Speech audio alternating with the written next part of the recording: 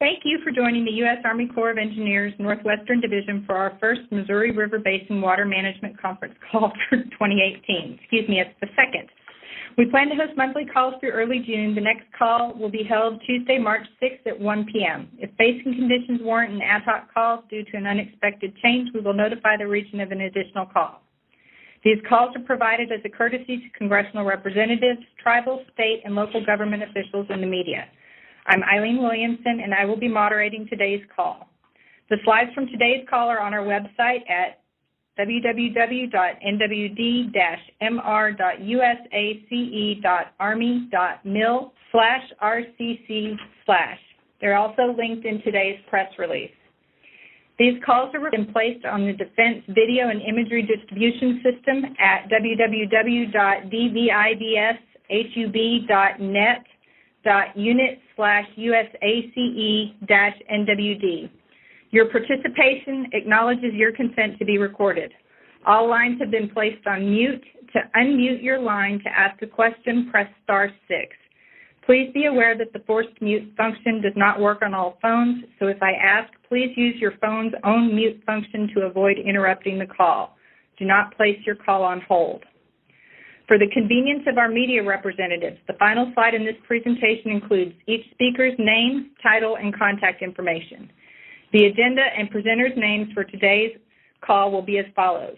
Doug Cluck from NOAA's National Center for Environmental Information, Kevin Lau from the National Weather Service's Missouri Basin River Forecast Center, Mr. John Remus, Chief of the Army Corps of Engineers Missouri River Basin Water Management Division, along with others from his staff. They will be providing an update on current reservoir operations, including the Corps runoff forecast and the EIS of the reservoir system. We're going to move to slide 2, and Doug Cluck can get started. All right. Can you hear me? Yes, sir.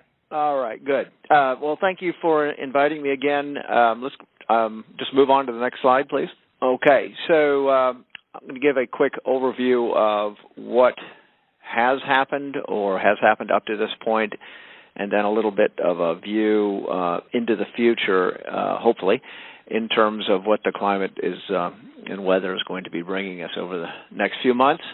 So first, conditions as they stand more or less today, over the last 30 days anyway. If you look at the left-hand panel there, we're looking at temperature and departure from normal temperatures. So if it's around, if it's a yellow sort of color or even light green, that's pretty close to normal.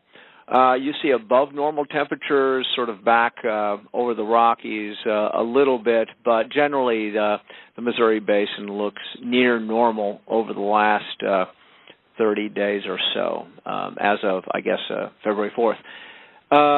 Looking at the panel on the right, that's the precipitation, and that's the percent of normal precipitation over the same period.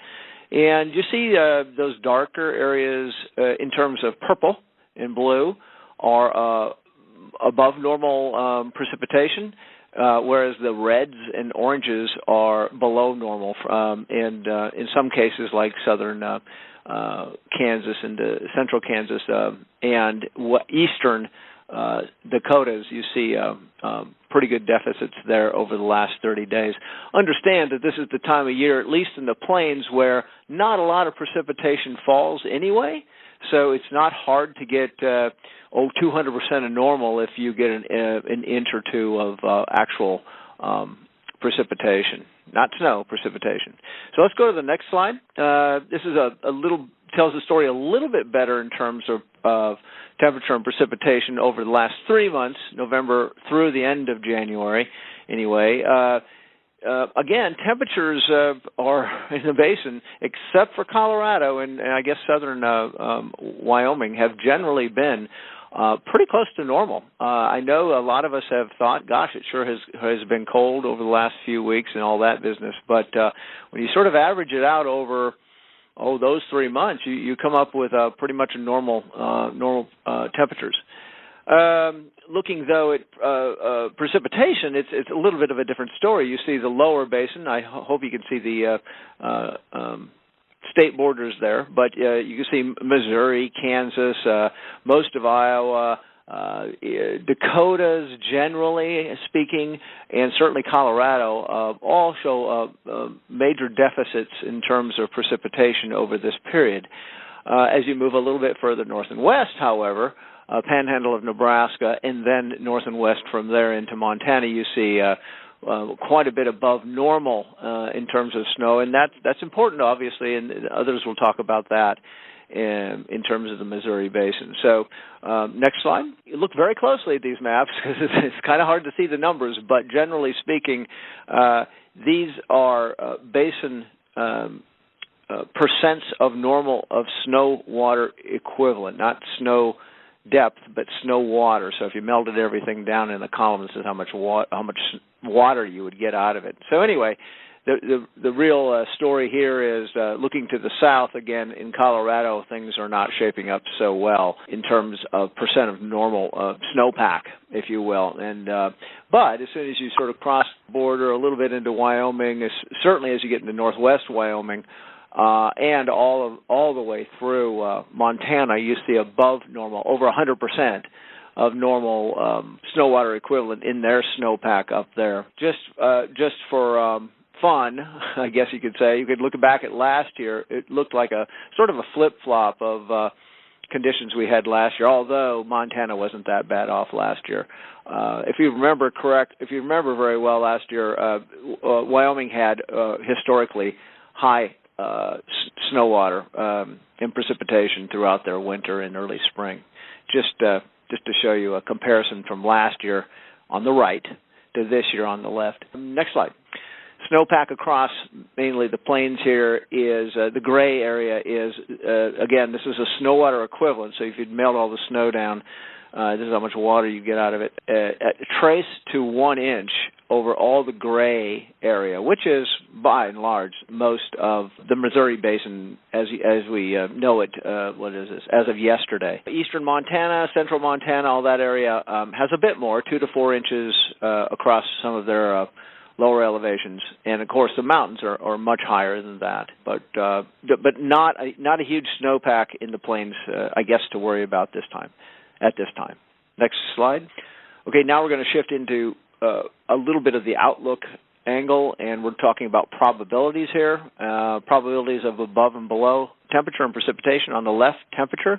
And this is only for next week, basically, February 13th through the 19th. We're really looking at sort of I would almost call it a very average pattern in terms of temperatures, not hot, not cold, sort of what we should expect in February for that week in terms of temperatures. In terms of precipitation, there's a leaning towards dryness over most of the basin, centered on Nebraska. You see that 40 ISO height there, but near normal to below normal for that week. And then we can go on to the next slide.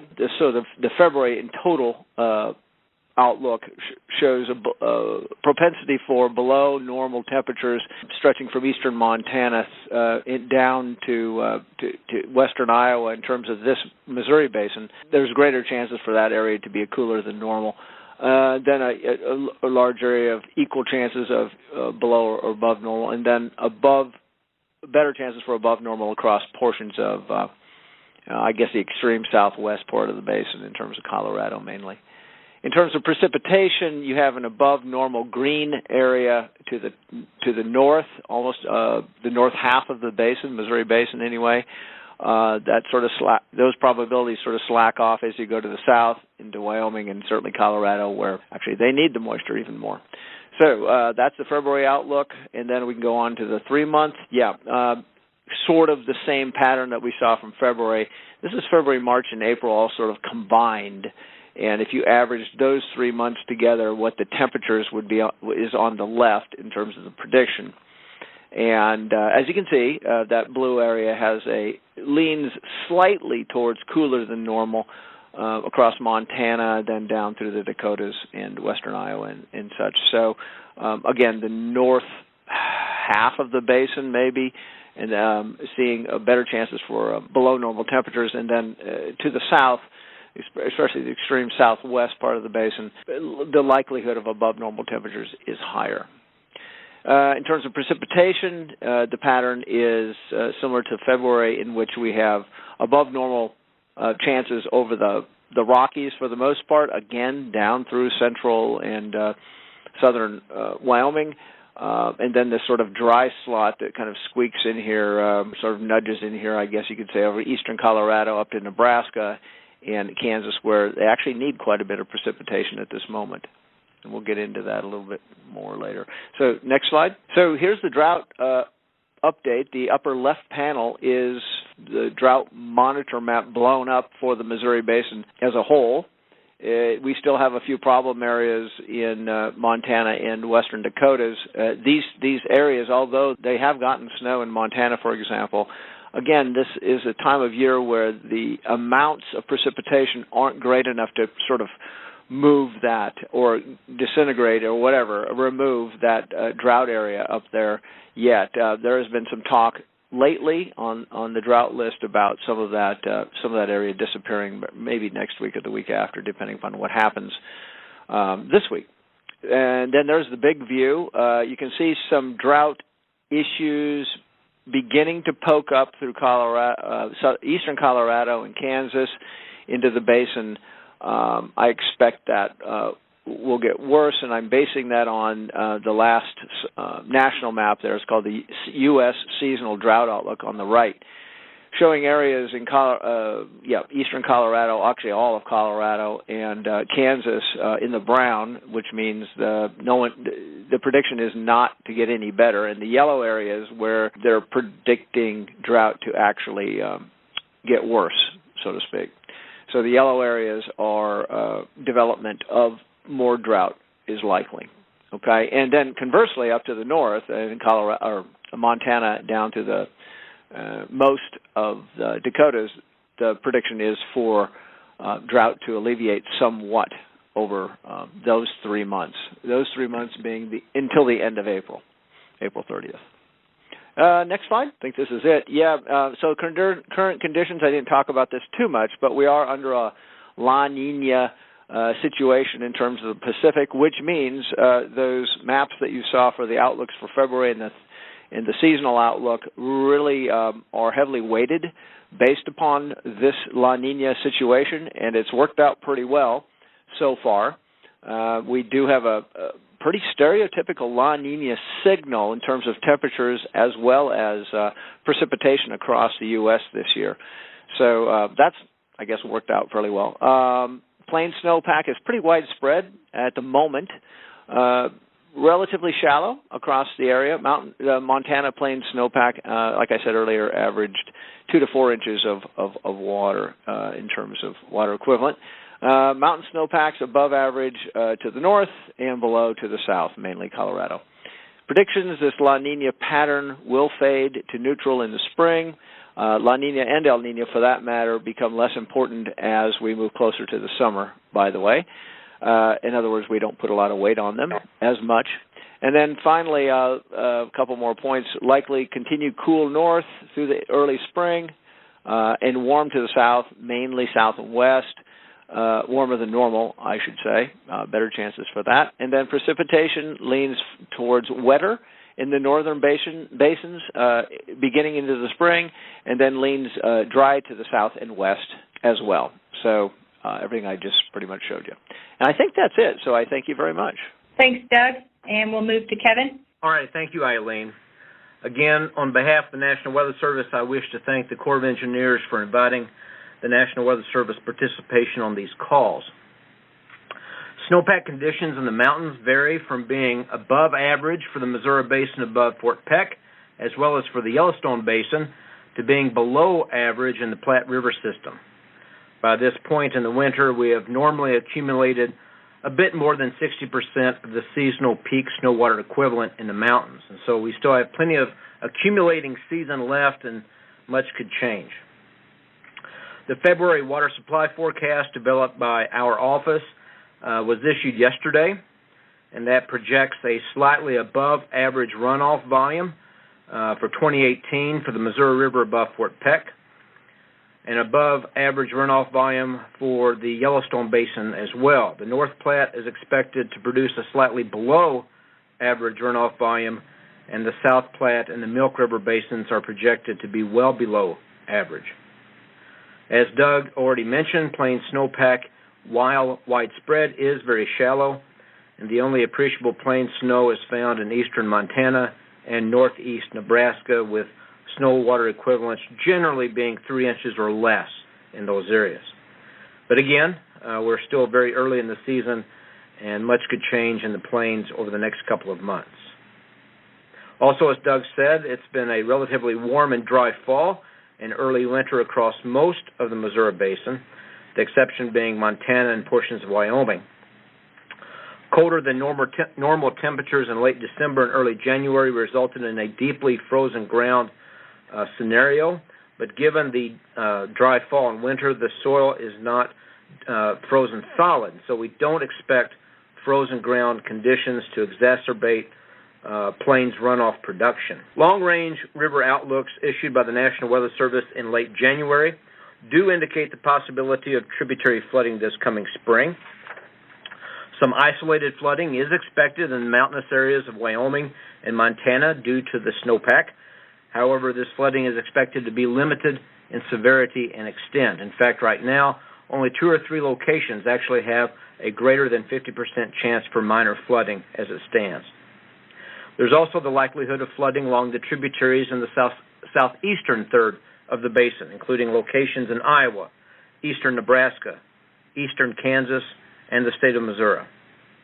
For much of the plains area, the warm and dry fall has helped to reduce the probability, extent, and severity of springtime flooding that we're expecting. Springtime flooding in the southeastern third of the basin is driven by thunderstorm activity, and it is typical. Freeze-up ice jamming has already been reported within the basin, however, with no significant impacts. Some flooding due to jam breakup is expected this coming spring. However, exact locations and the level of severity are not known. Ice jamming in the Missouri Basin is not uncommon, and we will continue to monitor the rivers for its occurrence as we move into late winter and early spring.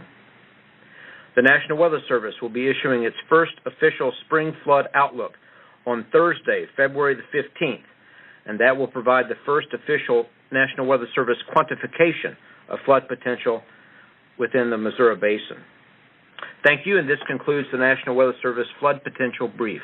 Thanks, Kevin, and we'll move to Mr. John Remus. Thank you, Kevin, and Doug. Hello, everyone. I'm John Remus. I'm Chief of the Missouri River Basin Water Management Division. I appreciate your participation. Look forward to working with you in the coming year.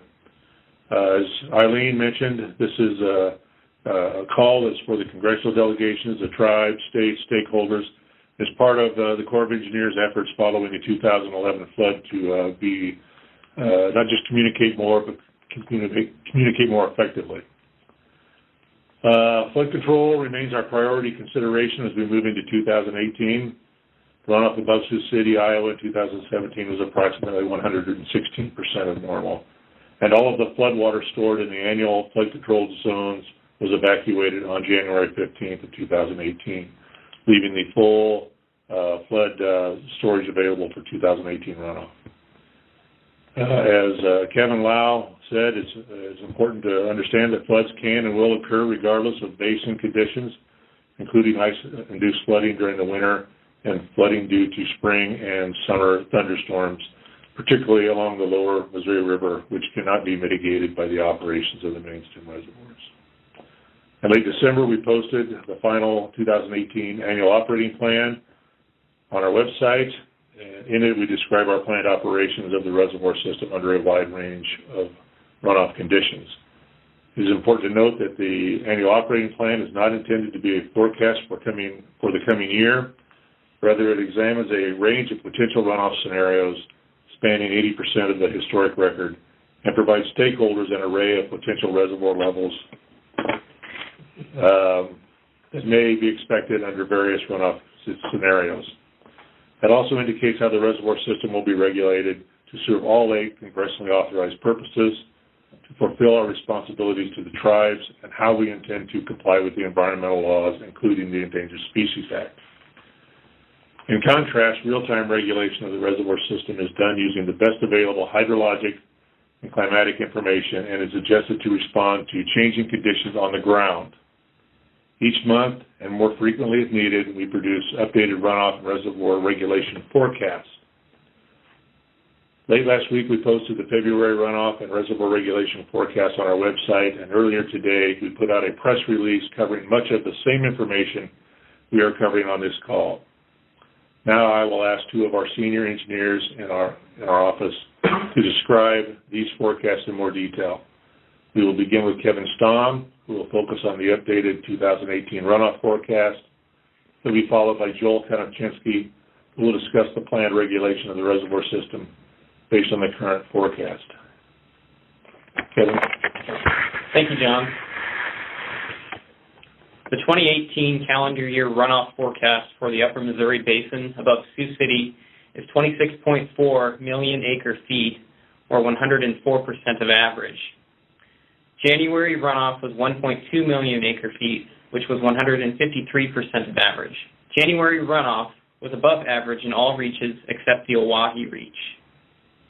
The above-average runoff was caused by a short period of warmer than normal temperatures that led to some plain snowpack and river ice melt. For the February 1 calendar year runoff forecast, the most important factors are recent runoff trends, plains and mountain snowpack, drought and soil moisture conditions, and the NOAA Climate Prediction Center monthly and seasonal temperature and precipitation outlook. At this time of year, plains and mountain snowpack provide the best indication of future runoff in the upper basin.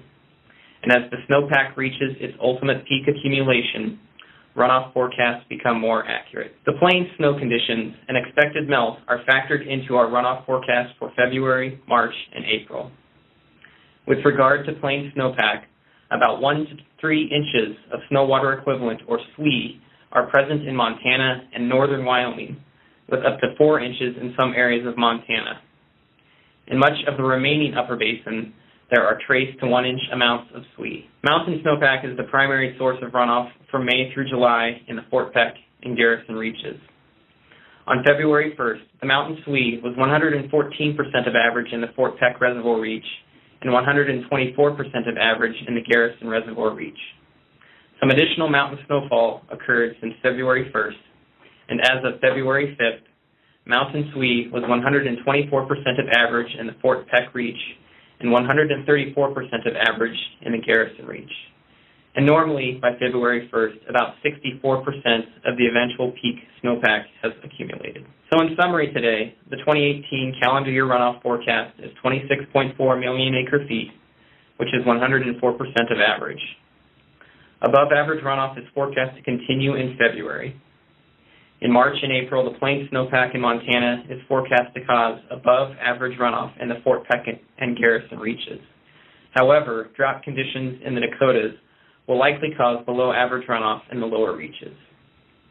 May through July runoff in the Fort Peck and Garrison reaches will be influenced by the above average mountain snowpack in both reaches.